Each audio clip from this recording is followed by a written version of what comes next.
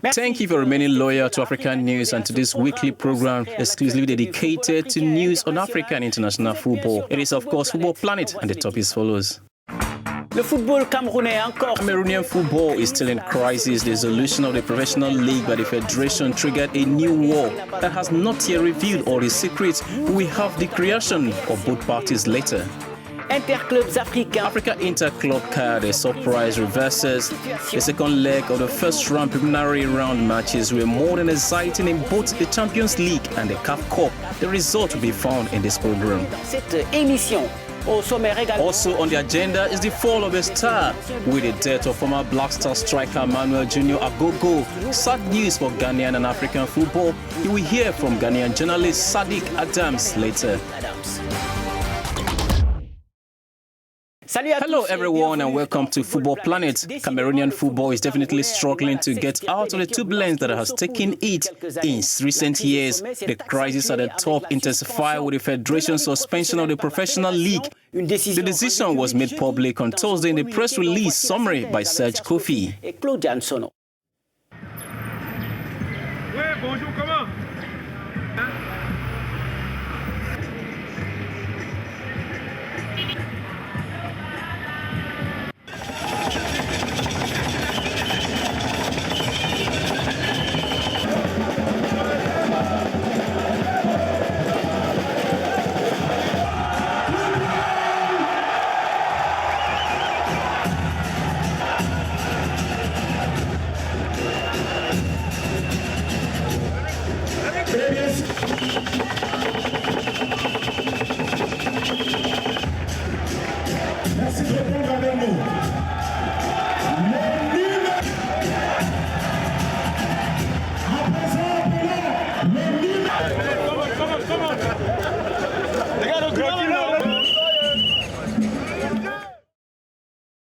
We have on the line the Director of Communication, Cameroonian Football Federation, Parfait Siki. Thank you, Mr. Siki. So what were the reasons for this suspension? Well, I can't give you the reasons for it, because we're not making a statement on this subject as yet. The Bureau of the Executive Committee of the Cameroon Football Federation, which took this decision, met on the 22nd of August in Yaoundé and resolved to suspend activities of the Cameroon Professional Football League. Its resolutions will be presented to the entire Executive Committee on September the 3rd. And it is at the end of this the statement will be made to the press. On details of this decision by the Executive Committee Bureau, which has strong consequences, as you rightly indicated. What about the professional champion that African Competitions Club has already started? No, the professional championship is not a problem. Dates have already been set. It will start in the second week of October. We're perfectly on schedule. But I'd like to point out that last year at the same time, we had not already finished the previous season. So there's no pressure at home. And the setting of the professional league against FIFA dates and that of CAF is no problem. We'll start these championships in the second week of October. And the reason is simple. We must end the crisis at the top of the professional football league. And we must reorganize it. The second aspect is that Cameroon has created a league for youth football and a league for women football. These leagues will also be set up, and it is expected that all these leagues will start activities in the second week of October.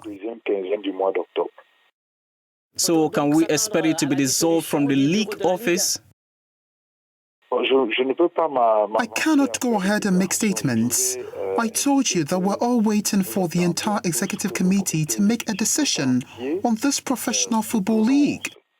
At the beginning of this year, an ad hoc committee was set up to consider the reform of the Cameroon Professional Football League.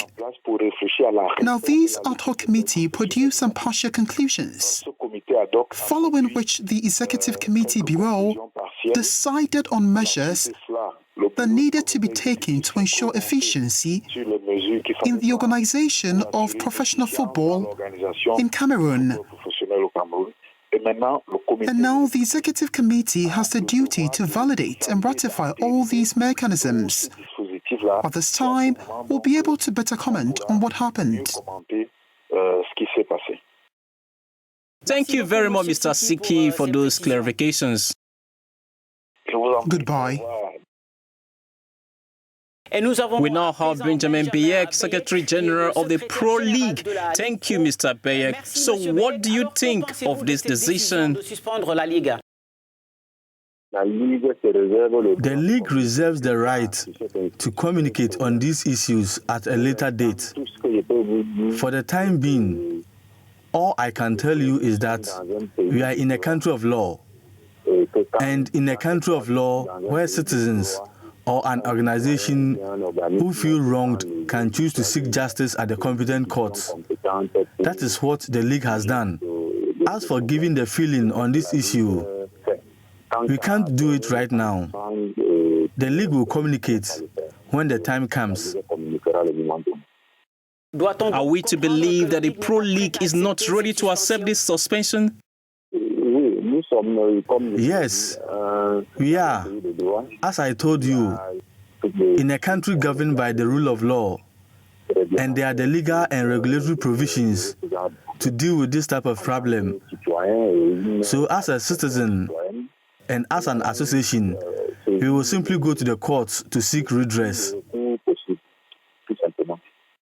Thank you, Mr. Bayek. We hope to have you later to talk about the consequences of this case. Yes. Well, when the time comes, the league will communicate on the problem. So it's sure that you will probably have a place somewhere in Cameroon corresponding to it. We can discuss it.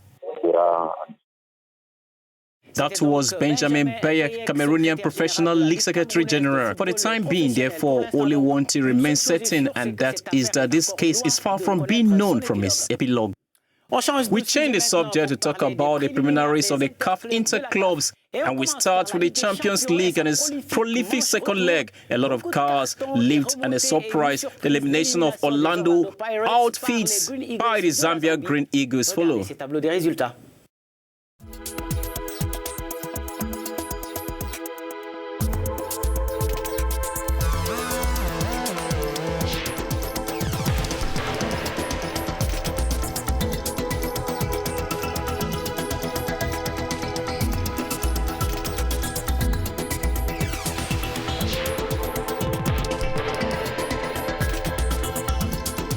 And unlike this Champions League, there are no big surprises in the CAF Cup. All the favorites have performed, as you can see in the tables.